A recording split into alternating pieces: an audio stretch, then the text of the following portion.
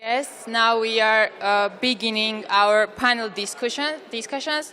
And first session is translation, crossing languages without crossing our cultures. The moderator of the session is José Borghino, Secretary General of the International Publishers Association. And the speakers of the discussion are Svetlozar Zhelev, Director of National Book Center of Bulgaria. Bogdan Stănescu, Editorial Director of Pandora and Publishing House, Natasha Lomouri, Director of the Writers' House of Georgia, and Bohdana Neborak, Editor-in-Chief of the Ukrainians. So please take your seats and let's start our panel discussion.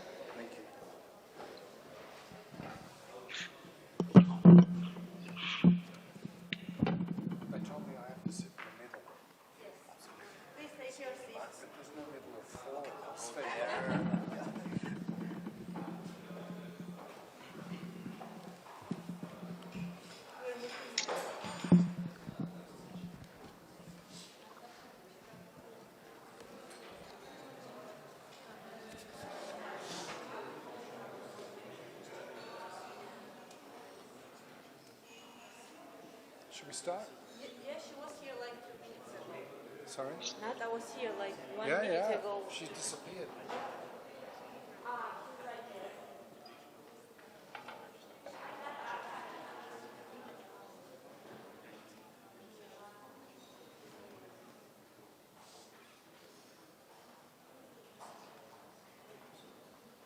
Hello, everyone. Okay, we have everyone here, so let's start the session. Firstly, I want to thank Vansa and Tinatin and the Georgian Publishers and Booksellers Association for inviting us to this very important conference. Like Badua, I hope that this is the first of many. The Black Sea and Caucasus region is fascinating culturally, it's fascinating politically, and the IPA wants to be more involved in the region as much as we can. So we'll kick it off with this panel on translation. It's called Translation, Crossing Languages Without Crossing Out Cultures. We're talking about a region where there are many small, in inverted commas, languages, but carrying with them huge histories and cultures. And we want to talk a little bit about how that is navigated in this world of global publishing. And we have 4 speakers, 3 of us here and 1 in Western Ukraine. I hope you're safe there, Bohdana. And we will try to talk amongst ourselves for a little while and then open it up to questions. So there are usually 2 approaches when thinking about translation, broad approaches. One is a kind of romantic approach where translation is a labor of love. It's a meeting of minds. It's an expression of passion. The other approach is kind of at the other end of the spectrum. It's a political one. It's an economic one, where translation is about numbers of readers, titles, authors. It's about assimilation of another culture at best, or at worst, it can be an appropriation of that culture with some violence. While I was thinking about this session today, it struck me that this seeming dichotomy between the 2 approaches to translation is nothing more than the description of publishing in microcosm. You cannot be a good publisher without a passion for what you do, for your authors, for their words. But to be a publisher that survives, then you need to follow the numbers. You must market your passion. So today, as I said, we will have 4 translators speak to us, all from the Black Sea and Caucasus region. They will tell us about their experiences working with so-called small languages with huge cultures, as I said. How do they communicate with the large language communities represented by English, French, Spanish, and even Chinese? How do they communicate with each other? How would they like to change what happens now to improve the status of their work as translators?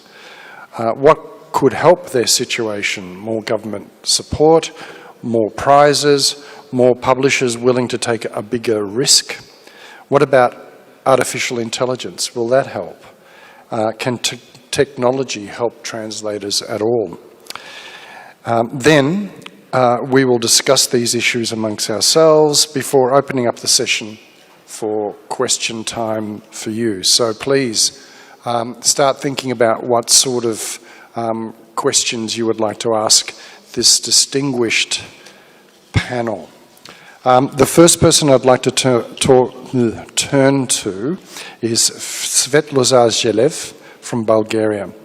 Svetlo is the director of the National Book Centre and Peroto, the Quill Literary Club, at the National Palace of Culture in Sofia. He teaches practical publishing at Sofia University, and he's worked in publishing since 1998. He is the founder and first editor-in-chief of Granta Bulgaria. What a coup. He used to be an editor at the Bulgarian National Television, marketing director of Kolibri, and book publishing director of Celia.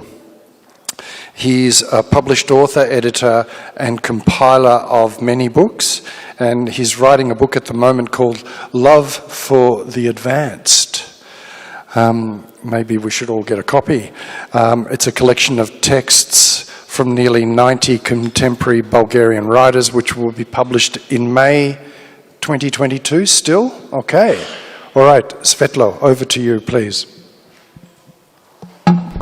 Thank you very much, José. Thank you very much to Georgian Booksellers and Publishers Association and International Publishers Association for organization of this meeting and inviting us to be here in Tbilisi. It was one of my dreams for many years to come here. And now my dream comes true. Thank you again.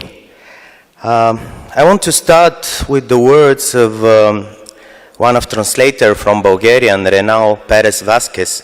He's from Mexico and translated a lot of Bulgarian poets and writers into Spanish. In one of the meetings that for some years happens in Sofia, the meetings of translators that we have it all over the world from Bulgarian language, Renal start his explanation with this sentence. He said there is a lot of ways to suicide you, very exotic ways, but one of the most exotic is to be a translator from Bulgarian. It's trying to explain how difficult it is to be a translator from, I don't like the word small language, because this language speaks near 10 million people all over the world. We are not small language, but we always use this word, small country, small people, small language. But for me, the problem is not that our language is small, but the interest to our literature and our language is small. And because of this small interest, I will use this word small. It's very difficult, and because of this I want to talk about translators. This is the most important part of connections, of the bridges that they built. They used to be not just the translators who translate the words of literature from one language into another, but they are advocates of a national literature. They are literary agents. They are trying to seduce publishers all over the world to make some interest and published books by our authors. This job is not good paid, everybody knows it. It's not very, give you freedom to do what you do, but it's a mission. And I'm really happy that we in Bulgaria, we have all these amazing translators over the world who translate Bulgarian literature abroad. Unfortunately, I'll give you another example. Once chat post from Open Letter Books, I think most of you know him. He created an amazing internet site called 3%, which is the percentage of foreign books published, translation books published in US per year, only 3%. And we have a presentation in Sofia with him, and he said how difficult it is to reach his readers. And because of, US is 300 million people, and it's very difficult to reach the people who are interested in translations. But I answered him that unfortunately in our market in Bulgaria, I know all the readers personally. And this is the same, unfortunately, with translators. As a director of the National Book Center, my personal mission is to support them and to try to give them power and support to do what they do. And unfortunately, I know, let's say, 95% of them personally. And this is a problem. This is the biggest problem that we have. The translators and the small number of translators over the world. In France, we have only 2 who translated from Bulgarian into French. This is Marie Vrina and Krasimir Kavaldziev. And in Spain, we have 2 or 3. In Italy, we have 2 or 3. Maybe we have more in Croatia, which is strange, but they have a really good school in University of Zagreb on Bulgarian language. And for me, always this is the most important topic, how to help them, how to give them this feeling of support and understanding from the national institutions in Bulgaria and from the publishers and from the authors on them really, really important job. It will be very interesting to listen what my colleagues will say because it's always difficult to find a way. I'm very happy that here in Georgia 2 or 3 years ago start the lectorate on Bulgarian language in one of the universities in Tbilisi, which is great. I hope to have a translator from Bulgarian into Georgian. Unfortunately, in our union of translators, I couldn't find any translator from Georgian into Bulgarian, which is really terrible. We don't have any Georgian writers, contemporary writers translated and published in Bulgaria. And unfortunately the same in Georgia. There is no any Bulgarian authors translated in Georgian. This is my problem, and I know unfortunately that this is the problem for many of us, for many of these small languages and small literatures. And always this is my mission, to try to give not just money. The money is not so important. Of course, they are very important. But to give this empathy, understanding, and power of supporting them always. And I hope maybe this year or next year, again, we will start to make these meetings by the translators in Sofia from all over the world, because it means a lot for them.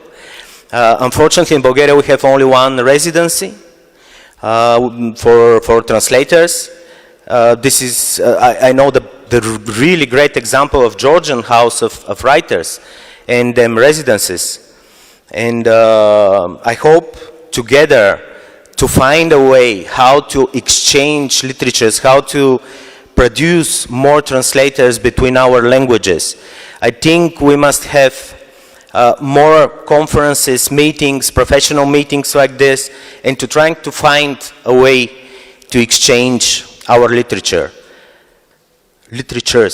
I really hope that we'll have Georgi Gospodinov, our most famous contemporary writer, in Georgian, in Azerbaijan, in Armenian, all over the region.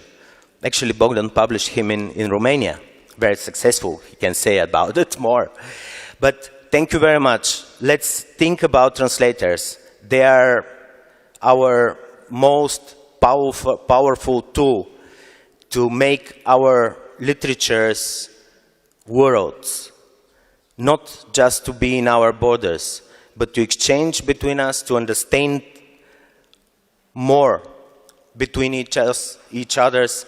And for me, this is great example is with Bohdana. We made a huge event dedicated on Ukrainian literature 3 or 4 years ago in Sofia, with amazing translator and poet Ostap Slivinsky, Raina Kamberova. We have a night on Ukrainian literature, and it was great. I hope to have it, and Slava Ukraini and Slava Heroyam. Thank you. Thank you, Svetlo. The invisibility of translators is something that is the most obvious. It's a trait of publishing. Publishers are often invisible, but translators are doubly invisible. I remember a vodka-fueled night of fantasy with you, Svetlo, in Sofia, where we fantasized about the possibility of setting up a Nobel Prize for translators. So maybe that's something that we should talk to the IPA about, putting it in front of my president there. But let's move on. The next speaker that I'd like to introduce to you is Natasha Lomouri. Since 2011, Natasha is the director of the Writers' House of Georgia, which manages a very active literature program, a writers' residency program, and organizes the Tbilisi International Festival of Literature. The latest additions to the Writers' House functions include a versatile program of translation activities and representation of the country at the international book fairs. Natasha, please. Thank you, Jorge. Welcome all our guests to Tbilisi. I would like to talk just a little bit about Writers' House and its programs. Some of you have already been there and seen what we do. Some of you who are for the first time in Tbilisi, of course, I extend my invitation so that you can come and see our beautiful mansion. Writers' House, as also told in introduction, manages a very active literary program locally and internationally as well, and all the problems that my Bulgarian colleague was talking, of course, we relate to it a lot, because being a small language and a small country, of course, we have the same problems. And actually, I think one of the things we should address here and in our future meetings, and something that we've been addressing during our literature festivals also, is that we being neighboring countries, exactly, I just want to continue what you said, that we don't know enough our own literature, meaning Armenian, Azerbaijan, even though we, for example, always you have Armenian and Azerbaijani guests and writers in our literature festival, it's kind of a must. But even though we still don't know much about each other, and this is true also for the bigger Caucasian region and Black Sea region, of course. So this is something probably we need to talk about. I have one question to you. You do not use a third language, as I understand, or you refrain. The problem is that always the institutions who support translations prefer to translate directly from and we need the native speakers. Of course, this is the must opportunity for languages like ours, but still on European level, in Creative Europe, it's very difficult to explain why you translate from other language. Yeah, we have the same, basically we have the rule not to use the third languages, but very rarely if there is no other option, we sometimes go to this, turn to this opportunity. But of course, we do all our efforts to somehow try to go and raise directly the new translators. So I said that the Writers' House, and you also mentioned, we are managing a first residency program in Georgia. We have 5 residential rooms and try to announce the calls for international and local writers and translators as well. For the 7th year this year, we will have the International Literature Festival. We are also managing one of the main literary prizes in Georgia. And since 2019, we have been added the functions of translation program. It was, I have to talk a little bit, not much, but a little bit about the support of state here, because we used to have a wonderful organization called Georgia National Book Center, who was in charge of directing Frankfurt Book Fair and representing Georgia on its best during the 2018 Frankfurt Book Fair, being the guest of honor country. And actually, instead of thanking these managers and directors and people who were directing this organization, the state abolished the organization. And at some point, after lots of involvement of publishers and writers and many other stakeholders, these functions were merged with Writers' House. So we are directing it now. We have 3 phases of translation program for international supporters. In order to support the international basically interest towards our activities, we invite every year, it will be the 12th year this year, international publishers who come to Georgia and in order to familiarize with the book sector and publishing sector. And every year we also invite international media journalists who cover basically culture and literature. We are representing together, in some cases together with book sellers and publishers associations, but in other cases alone, at the book fairs in Frankfurt, of course, in Leipzig, in London, Bologna, Thessaloniki. Last year we were, for the first time, we went to Guadalajara Book Fair, and hopefully next year it will be for the first time Paris. All this is done with minimal amount of money, with minimal support from state, and Writers' House of Georgia, being a state organization, of course, needs much more support in this case. And so we are always, in a process of fundraising, of getting more grants and so on. You know this situation. I want to also talk about the effects. That's what we agreed on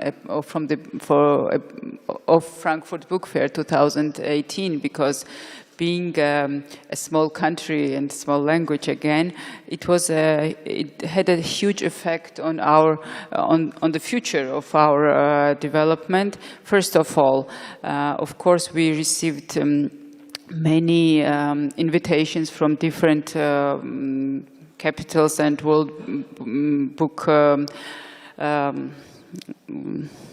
fairs to be again to be the guest of honor country. We are getting ready for Paris Book Fair in 2024 or 25, but it's again, it should be a political decision from our government, as it was in 2018, and at this point it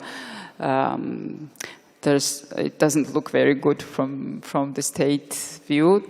But we're still, we are making all our activities as if we already have the approval from the state, because otherwise then it will be too late to, if we ever get the approval. So we're getting ready. So our focus basically has shifted to the Francophonic countries and to the French publishing and translating more titles, Georgian titles, into the French language. But that's one thing. But how it affected Georgia? First of all, it affected also in terms of tourism, because we saw many German tourists or German-speaking tourists coming to Georgia, for example, following the route of Nino Haratishvili's Brilka, and coming to writer's house even with the book, the copy of the book in their hands, because the street where writer's house is located is on the same street where some actions of in the book are taking place, like in number 11 of the same street, and our house is number 13. So they follow this route, and I personally have seen some of the tourists coming back from Germany again with this book in hand. So it has spurred a very big interest, and we think that there is a potential in Georgian literature, especially in this documentary and historic prose, to interest European readers and tourists to explore more of Georgia. We have heard some stories about Georgian students that were living in Germany, even au pair girls that from their own host families, that after visiting Frankfurt Book Fair and after seeing what kind of culture they represent, raised their salaries, but these are true stories, so that somehow a little bit more appreciation from towards their culture. As some statistics, you mentioned publishing and translation, always love some statistics. During this 2018, there were 3 countries covered by activities for Georgian literature. It was Germany, of course, Austria, and Switzerland. Not around 90 authors have traveled in 50 cities, and they held 650 events only during this 1 year, and they have participated among those 650 events in 20 different festivals in those 3 countries. I have also some interesting statistics that during just several months of 2018, 7,300 articles were prepared for print and online publications. I'm finishing. And 1.5 million reaches, where these articles have reached 1.5 million people. So it's a very big, it was a very big event, and we hope that with at least a little bit of support from states, we are going to have our literature will have a more interesting travels ahead of us. I'm sorry if I... Thank you, Natasha. Bohdana, are you okay in Ukraine? Can you hold on? We're running a little bit over time. Okay, I'll get back to you. I want to give you the last position, so we'll be with you soon. Bogdan Stănescu has been the editor of the prestigious literary translation collection Biblioteca Polirom for 14 years. He is now editorial director for Pandora M Publishing, where he coordinates the foreign fiction collection. He's the author of 6 books, 2 collections of essays, 2 poetry books, and 3 novels. That adds up to 7. He also translated works by Tennessee Williams, James Joyce, Sandra Newman, Alberto Mangel, Edward Hirsch, Sue Prideaux, William Faulkner, Paul Auster, and Daniel Mendelssohn. Bogdan Stănescu. Thank you for the presentation. Let me say that I'm glad and honored to be here today. Now I will connect to what Svetlozar said about being a translator in Bulgaria as a form of suicide. I will add that being a translator in Romania is like being a zombie, a walking dead. I mean, if you ask me why I keep on translating, I will say that I don't know. I just have to do it. And this is what a zombie would answer, right? I have to eat the brain. I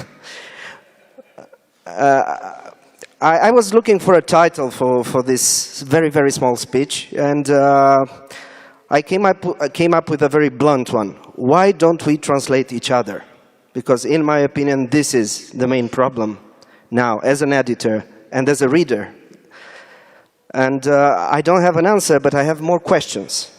So maybe we will answer to those questions today.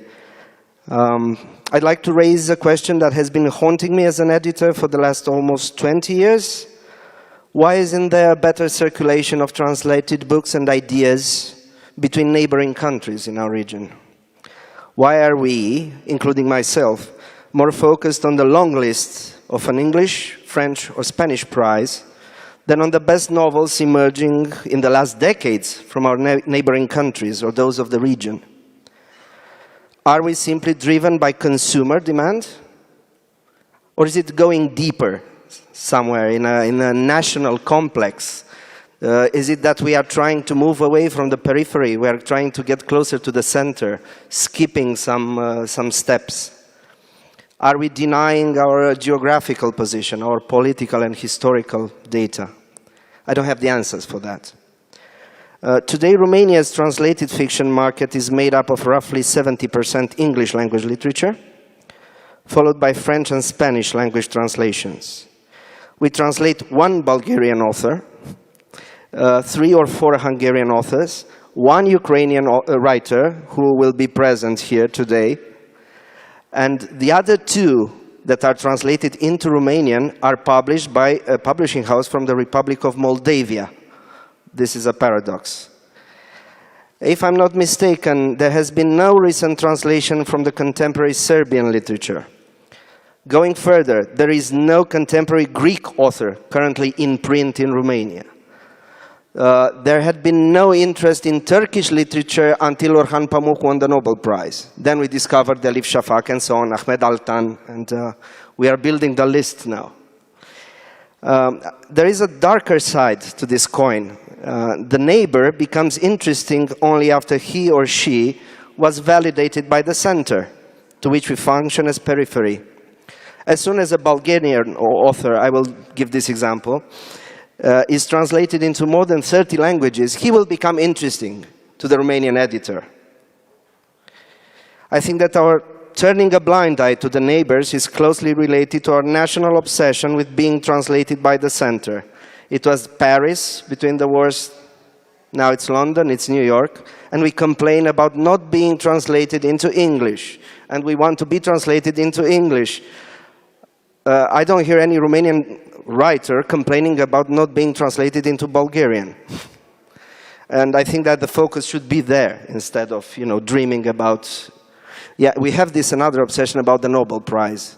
Every October, every year, every October, it's like the World Cup in Romania. We are betting on the Nobel Prize, and we are hoping, we are clenching our fists for a Romanian author finally to win the Nobel Prize, because it will not be him to win the Nobel Prize, it will be us.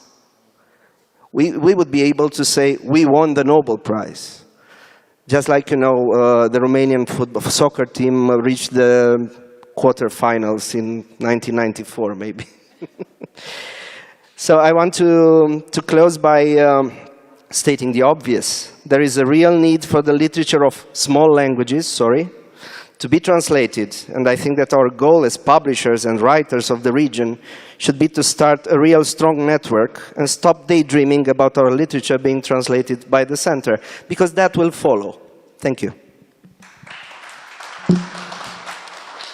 Thank you, Bogdan. Now, Bohdana Neborak from the Ukraine.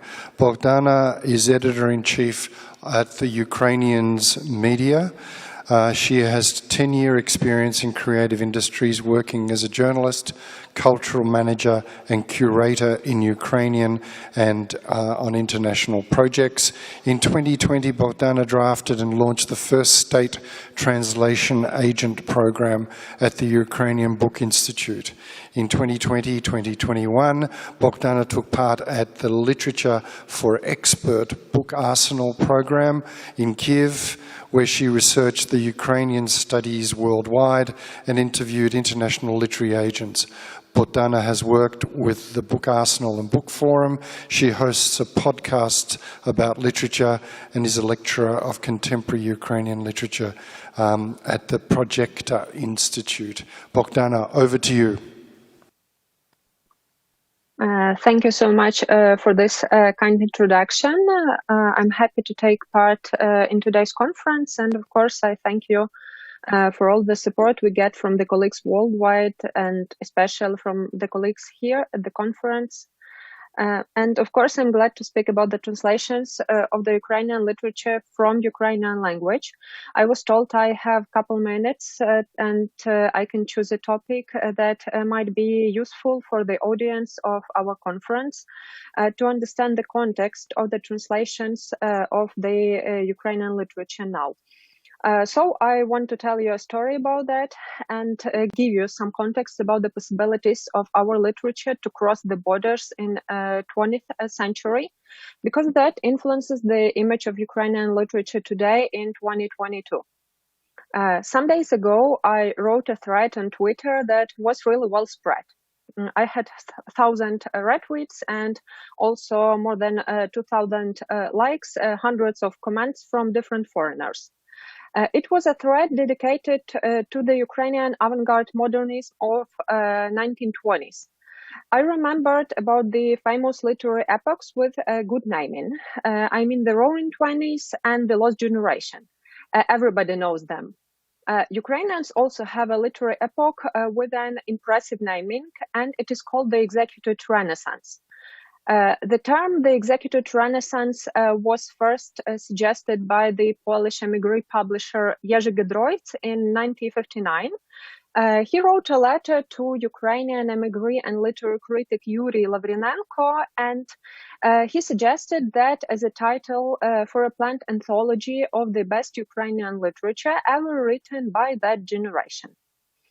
In the foreword of the anthology, which was published by Lavrinenko, it is told that at the beginning of 1930s, there were 259 writers being actively published in the Soviet Union, mentioned Lavrinenko. At the end of the 1930s, there were 36. How had 80% of writers disappeared? I'll tell you, and Lavrinenko also tells. 17 were shot. 8 committed suicide, 7 died of natural causes, and 175 had been arrested and put into the camps. 16 were missing. Bolsheviks killed 1,000 of Ukrainians, and among them were the brightest minds of the generation. And now I ask you to imagine the key theater director, the key playwright, and the key intellectual, and also the key novelist of your culture being killed in one day. That happened with Ukrainian culture, and these people were killed to the 20 years anniversary of Bolshevik Revolution in 1937. The Soviet regime waged political aggression against Ukrainian literary figures starting in the 1920s, and it was lasting to the late 1980s, right before the collapse of the Soviet Union. Years later, Putin, who has stated that the demise of the Soviet Union was the greatest geopolitical catastrophe of the century, is trying to undo this mistake now, beginning with Russia's war on Ukraine. But there is one more important thing I want to tell you. Ukraine was marginalized twice in 20th century after the occupation by the Soviets. Inside of the countries in the 1930s, there was ongoing Russification, also Soviet censorship and wide list of the banned authors, like those modernists from the executed Renaissance. And there were ongoing repressions of the key intellectuals led by Moscow. Moscow gave Ukrainians the right only to ethnographic and folk culture. In 1960s, a new younger generation came and brought the region into a new bright artistic era, but it was also soon ruined, and a lot of people died under strange circumstances. A lot of were killed on the streets, and many of them were jailed or forced into psychiatric hospitals. Also, Ukraine was marginalized outside the country because Ukrainian literature in 20th century had no powerful ambassadors of its culture in the academia or in the publishing houses or literary agencies. So Ukraine wasn't able to form any image of its literature and culture, while Russia was working on that continually, being represented by different states. First Russian Empire, then Soviet Union, and now the Russian Federation. And now I'm going to the collapse of Soviet Union because after the collapse, Russia inherited different cultural preferences from the image of metropolis and image of big culture to, for example, the Ukrainian Funded Pavilion at the Venice Biennale. All the Soviet studies were formed to the Russian studies or Eastern European studies, what also didn't help in bringing Ukraine a voice. But what let Ukraine keep its true and non-socialistic voice in the world? Because Ukraine indeed had it. It was eagerness of particular individuals which knew that if they do not translate Ukrainian literature or write the PhDs about Ukrainian modernism, no one will do that. And their work throughout the world, from the US and Canada, where we have really good Ukrainian studies, to, for example, Germany, where there were a lot of camps of displaced persons who decided also to work on the translation and on founding the academias, helped Ukrainian literature in 1990s. When my contemporaries were invited to universities worldwide and became translated into foreign languages by the people who wanted to know what Ukrainian literature is and what Ukraine is. Our emigres of 20th century did an outstanding work on making Ukrainian literature a part of the global context. A lot was done between the 1991 and 2014. In 2014, we had the Revolution of Dignity, and it was really a turning point for Ukrainian literature because afterwards there were state organizations responsible for the cultural diplomacy founded.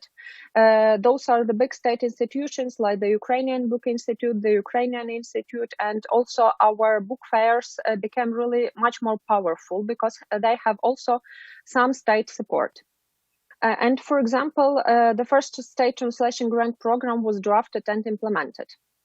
And now, of course, Ukraine still has a lot of stories to be told, and some of them are told already. And I think that some of them would be highlighted still in our today's discussion.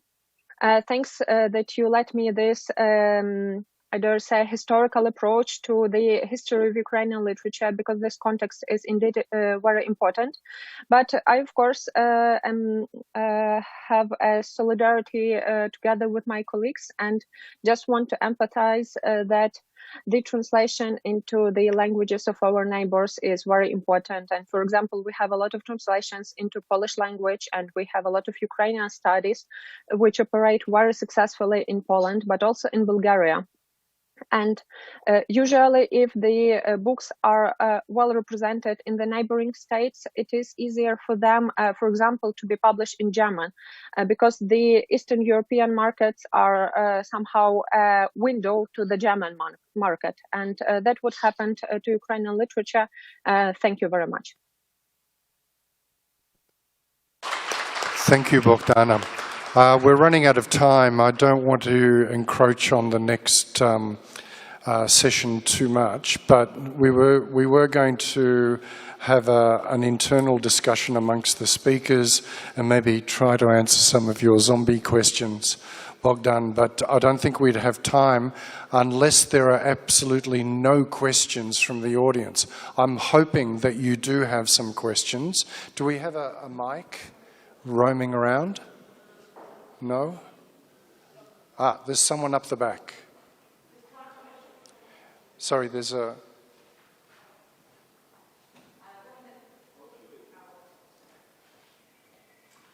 Bear with us. Thank you.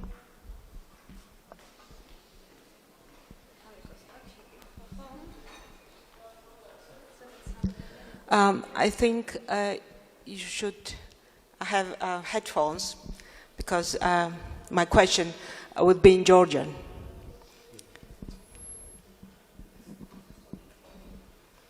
So, No, Natasha will answer.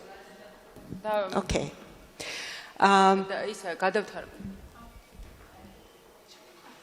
Please go ahead. We're running out of time. Okay, thank you.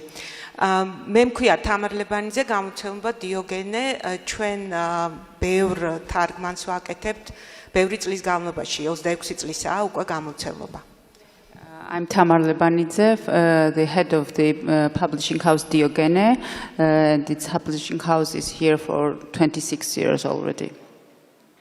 და გამოცდილება თარგმანში გვაქვს ისიც, რომ მაგალითად ორი წიგნი, ორი პროექტი იყო ისეთი, რომელიც ჩვენ თარგმნეთ და გამოვეცით ქართულად მანამ, სანამ ორიგინალი გამოვიდოდა, ეს იყო კუძეს, ოსტერის და ბარნსის წიგნები ქართულად.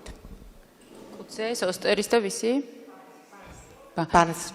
So we have a vast experience in translation also, and there have been also cases where we have published the translation prior to the original publication of the book, which those authors include Kudze, Oster, and Banks. და აი ამ გამოცდილებამ ახალ ავტორებზე მუშაობის, მათ შორის მცირე ენებიდან, მაგალითად ბოჰუმილ ხრაბალი პირველად ჩვენ თარგმნეთ ქართულად, ისევე როგორც პირველი პირდაპირი თარგმანი იაპონურიდან რომანის ასევე დიოგენემ გამოსცა ქართულად. აი ამ გამოცდილების გათვალისწინებით მე მინდა ერთ ძალიან მნიშვნელოვან საკითხს შევეხო. We were the first ones who translated and published Bohumil Hrabal, for example, from Czech, and also some Japanese writers. And so No, it's the very first translation of a Japanese novel. First translation directly from Japanese in Georgia. Sorry. So based on this experience, I would like to underline several issues here. ძალიან მნიშვნელოვანია ახალგაზრდა მთარგმნელების გაზრდა, იმიტომ რომ პოსტსაბჭოთა პერიოდში მკვეთრად გაუარესდა თარგმანის ხარისხი, თამამად შეიძლება ითქვას სამწუხაროდ ასე მოხდა. ეს დაკავშირებული იყო ზოგადად განათლების სისტემის კოლაფსთან და ბევრ სხვა მომენტთან. It's very important to raise the new generation of translators, because in post-Soviet era, the quality of translation has decreased, unfortunately, and so this was also connected with general educational background and the educational system. So now we don't have a very good situation in this. ჩვენ რამდენიმე პროექტი მიუძღვენით სპეციალურად ამ პრობლემის დაძლევას. ეს იყო სპეციალური კონკურსები ახალგაზრდა მთარგმნელებისთვის წლების განმავლობაში ვატარებდით და კიდევ სხვა რამდენიმე პროექტი, რომელიც შეუწყობდა ხელს ძველი თაობის და ახალი თაობის შემოქმედებით კავშირს. So we have addressed these issues for years, and one of them was somehow building bridges between the old generation of translators and new ones, so somehow to put them together and make workshops or meetings or interaction to support the interaction with them. And some translation contests as well. Contests, yeah. Yes. და აი მაინტერესებს გამოცდილება ამ მიმართულებით რა არსებობს თქვენს ქვეყნებში, თუ კი ესეთი რამ გახსენდებათ ამ წუთას, რაც შეიძლება იყოს ეფექტური მოდელი ნებისმიერ სხვა ქვეყანაში. დიდი მადლობა.